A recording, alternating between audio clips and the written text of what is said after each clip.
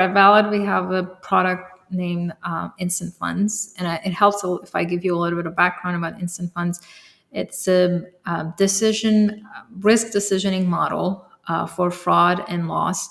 At the point of deposit, each item gets assessed for risk of fraud, let's say, and in absence of risk, we pass that item and we give immediacy of access to funds to the consumers. And this is the normal practice is usually that item, let's say being a check deposited via mobile banking, it's pending for a certain number of hours, up to a few days.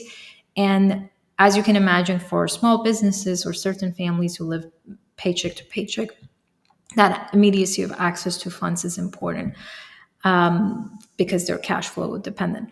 So we wanted to make sure that our model is not discriminating against certain groups, especially with false positives. So for one thing that I want to highlight is that this model guarantees the results. So it's already live at 7 of the top 20 FIs. And if there is an instance that we pass an item and for immediacy of access to funds, and that item happens to be fraudulent, we bear the risk and we eat the loss associated with it.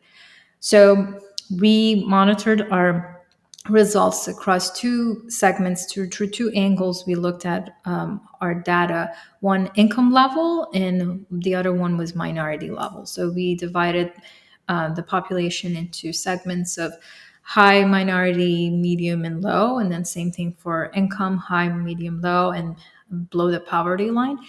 And we checked the performance across all of these segments that we define using census data. Our pass rate was nearly identical across all segments. So that shows that we're not having a higher false positive rate for certain groups who have, let's say, lower income. However, on the loss rate, which is the loss that we share with the financial institutions in case of us not detecting a risk, was higher amongst low income and higher minority groups, lower income and higher minority groups, and that shows that if we were to be biased, we could introduce measures to reduce our loss as a company. And absence of such measures shows that we are, through an equitable lens, we are treating all of the segments. So that's a form of monitoring that we did internally. But the best practice is always to hire an external, impartial party to look into all of your models and detect any sign of bias.